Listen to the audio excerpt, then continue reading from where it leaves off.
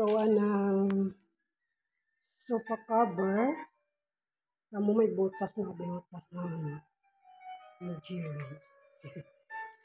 Binutas ni Jerry ang ating sofa. Ang gagawan ko siya ng cover. Cover yung ginagawa kong pattern at itong binili kong tila para sa aking makapal to siya, Canadian. Canadian to siya na makapal.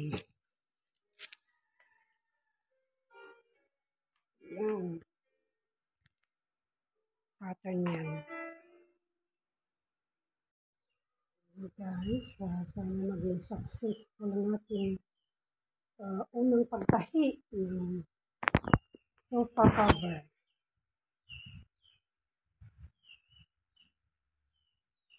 Canadian cotton yung yung tila, pero makapal siya na pagka-Canadian. Yan.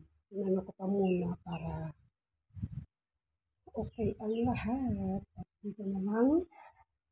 At bukas na siguro tatahiin kasi madilim. Yan. Yan ang side.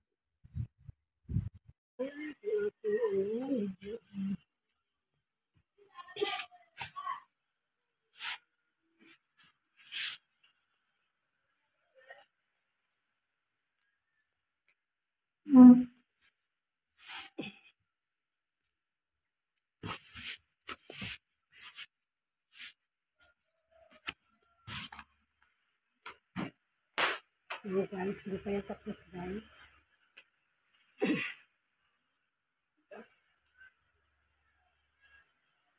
Yan. Yan tapos.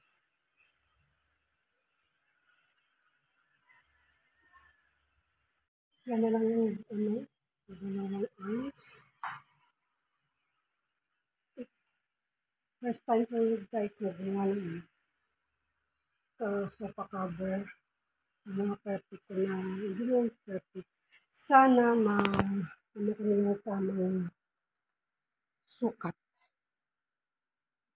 Ito medyo medyo sobrahan. Yan. Tapos yung isa sa mga yan lang guys, at ito yung niya. Ito. Yes.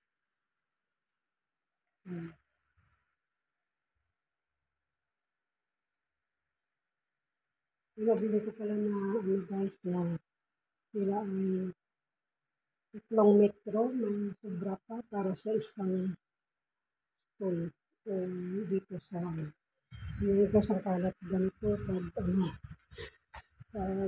manana yan guys. Yes, yes, yes.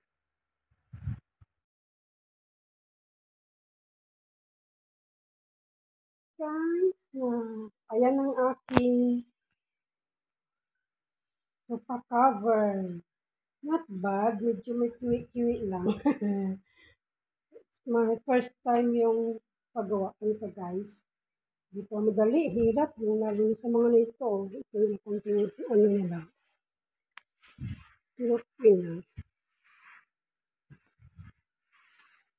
Yan. Medyo may din. Yan. May mahaba dito. Let's see. Hirap kasi guys okay naman. Ayan. Ayan. Dito lang medyo nasobrahan ko yung dapat konti pa. Nakalubog lang siya kasi pag hindi lumubog, masisira. Ayan.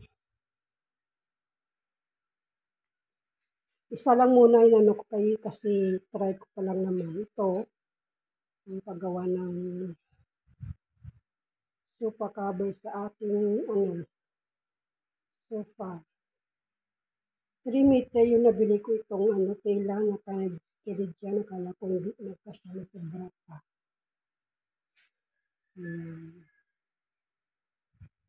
Not bad guys, kahit lang.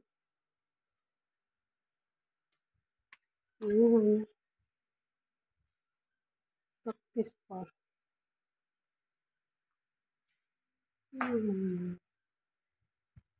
Dito lang medyo mahirap yung dito, tsaka dito. Dito tamang-tama lang, pero dito naman. Ganyan sa kabila medyo Yan guys, ang aking sofa cover.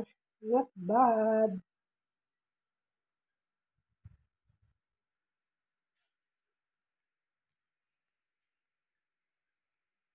Canadian yung Canadian cotton, Canadian. Medyo makapal siya. Napang talaga, pang sofa siya. Yan. Ito pang gagawan ko. Nakalat yung kasi. Kalat ito. Yung pang isa, 4 na single seater. Tapos itong maliit. Dalawang seat ko nabili ko eh. Yan. Kaya next time alam ko na kung paano. Sana maging okay. Pero not bad naman, diba guys? Doon lang naman. Okay. Ang aking sofa cover. First time to make. First time to sew.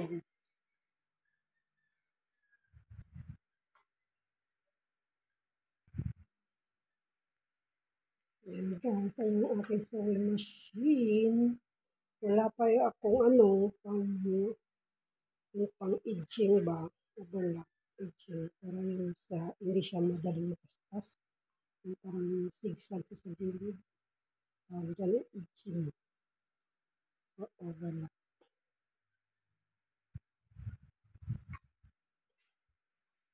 Kaya ang first time kong pagtahi ng sofa cover.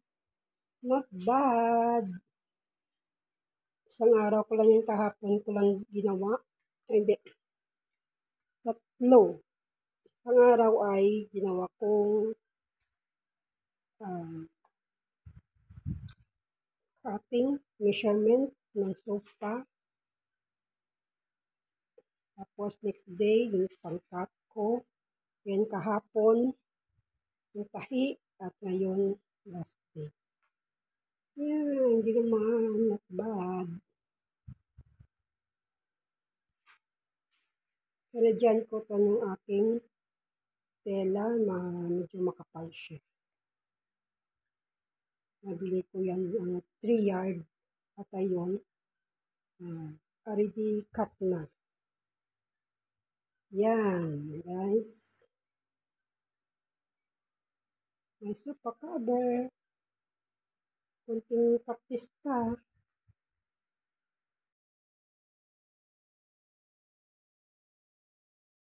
Next, ito ang aking ginagawa. Yan ang kasya sa 3 meter.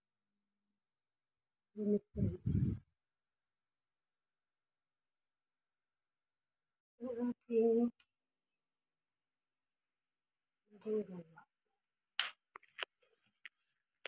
Continuous.